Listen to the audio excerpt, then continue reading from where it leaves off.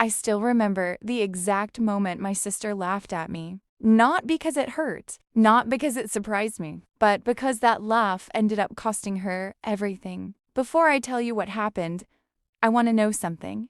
Which country are you watching from? Drop it in the comments below. And if you enjoy emotional revenge stories with shocking endings, make sure to like this video, share it with a friend, and subscribe because this story gets absolutely unbelievable. My name's Emily. I'm 33 years old, and for most of my life, I was the invisible daughter in my family. My younger sister, Madison, was the star. She was beautiful, confident, and somehow always got exactly what she wanted. If she made a mistake, people called it a misunderstanding. If I made one, it became a family discussion for weeks. Growing up, I convinced myself it didn't bother me. But deep down it did. I watched my parents spend thousands on Madison's dance competitions while telling, "Ma, there wasn't enough money." For the college program I wanted, I watched relatives shower her with gifts while forgetting my birthdays. And every time I tried to speak up, I got the same answer. Don't be jealous, Emily. Jealous. That word followed me for years. The funny thing is, I wasn't jealous of Madison's looks or popularity. I was jealous of how easily people loved her. By the time I turned 30, I had stopped expecting fairness. I focused on building my own life. I worked long hours. I skipped vacations. I saved every extra dollar. While Madison jumped from one expensive hobby to another, I quietly built a successful real estate business. Nobody in my family paid much attention, and honestly, I preferred it that way. Then came the phone call that changed everything.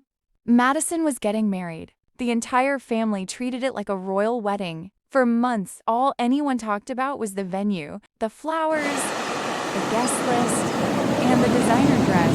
At one family dinner, my mother looked at me and smiled. "Emily, I hope you're planning something special for your sister." I smiled back. "Oh, I am." What nobody at that table knew was that I had already purchased a fully paid condo worth $420,000, and I planned to hand my sister the deed on her wedding day. What happened next was something none of us could have imagined. The wedding day arrived faster than I expected. The venue looked like something straight out of a luxury magazine. Crystal chandeliers hung from the ceiling. Fresh roses covered every table, and guests walked around talking about how perfect everything looked. Madison loved every second of the attention.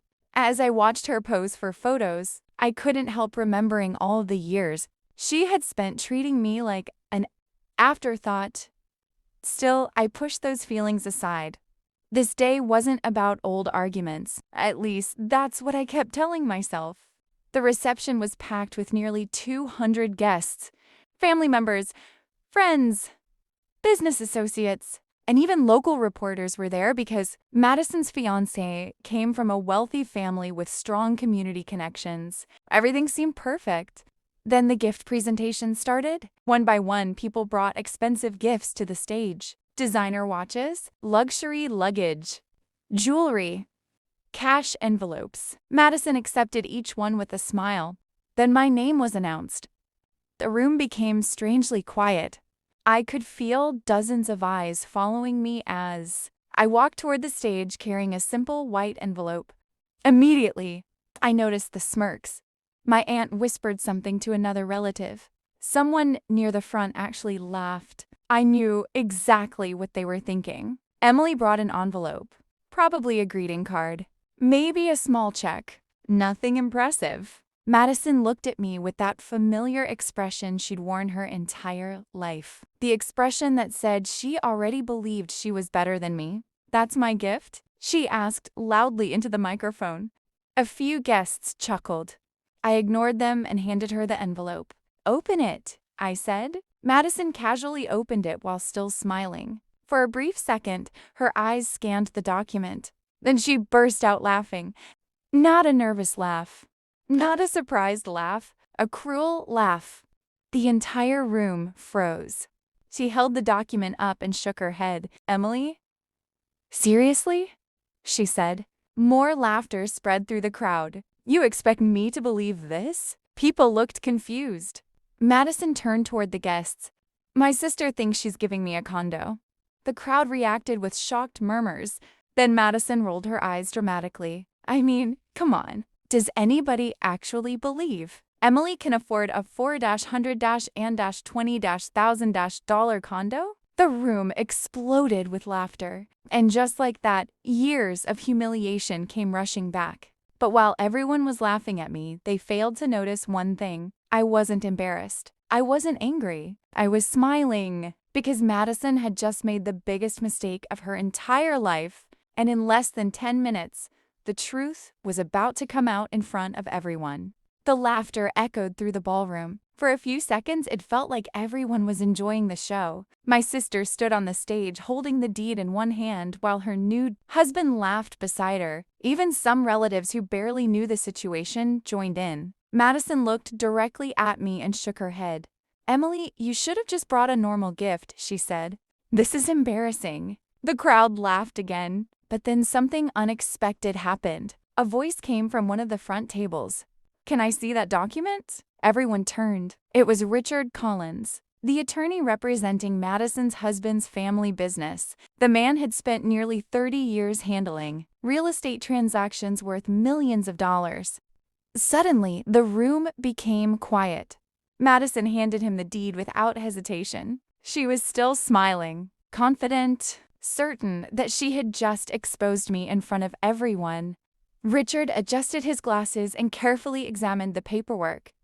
The smile slowly disappeared from his face. Then he looked at the document again, and again. The room became silent. Guests started exchanging nervous glances. Madison finally laughed and asked, "Well, it's fake, right?" Richard didn't answer immediately. Instead, he looked at me. "Ms. Carter, did you personally purchase this property?" "Yes," I replied. He nodded slowly. Then he turned toward the audience. "I've reviewed thousands of property transfers in my career. Nobody moved. Nobody spoke." Richard held the deed up. "This document is authentic." The room instantly froze. The silence was so heavy that I could hear silverware hitting a plate somewhere in the back. Madison's smile vanished. "What?" she whispered. Richard continued. "The property has been fully paid for. No mortgage, no outstanding debt. Everything appears completely legitimate." Gasps spread across the ballroom. I watched relatives stare at me with disbelief. The same people who had spent years treating me like I was insignificant suddenly looked very different. Madison's husband looked shocked. My mother looked pale. And Madison herself seemed unable to process what she had just heard. For the first time that evening, she looked nervous. Then Richard pointed toward a specific section of the paperwork. "There is, however, one additional page attached to this transfer." Madison frowned. "What additional page?" Richard looked at her for a moment. Then he said something that made the color drain from her face. "It's a legal condition written by the owner." The entire room went silent again. And when Richard began reading the condition aloud, I knew my sister's perfect wedding day was about to turn into her worst nightmare. The ballroom was completely silent as Richard unfolded the final page attached to the deed. Madison's face had already lost its confidence, but what came next changed everything. Richard cleared his throat and began reading. "The transfer of ownership becomes valid only if the recipient publicly accepts the gift at the time it is presented. Any public rejection, ridicule, or refusal automatically voids the transfer, and ownership remains with the original purchaser." For a moment, nobody reacted. Then the meaning hit everyone at once. Madison had publicly laughed at the gift. She had mocked it. She had rejected it in front of nearly 200 witnesses. A shocked gasp spread across the room. Madison grabbed the papers from Richard's hands. No, that's not what I meant." But it was too late. Everyone had heard her. Everyone had seen her reaction. The same crowd that had laughed at me minutes earlier was now staring at her in disbelief. Her husband looked embarrassed. My parents couldn't even look me in the eye. Madison turned toward me. "Emily, please." I didn't know it was real. I smiled calmly. I know. She took a step closer. Can we talk about this privately? I shook my head. You wanted an audience when you humiliated me. An audience is fine. Tears filled her eyes. For the first time in our lives, she understood exactly how it felt to be publicly embarrassed by someone who was supposed to love you. The wedding reception never recovered. Guests spent the rest of the evening talking about what had happened. And the condo? I kept it. 6 months later, I sold the property for a profit and used the money to expand my business. Ironically, that investment earned me even more than the condo was originally worth. As for Madison, she finally learned that judging people by appearances can be an expensive mistake. I didn't get revenge through anger. I didn't scream. I didn't fight. I simply gave her the opportunity to show everyone who she really was. And sometimes, that's the most satisfying justice of all. If you enjoyed this story, let me know in the comments. Which country are you watching from? Tell me below, and don't forget to like, share, and subscribe for more emotional revenge stories.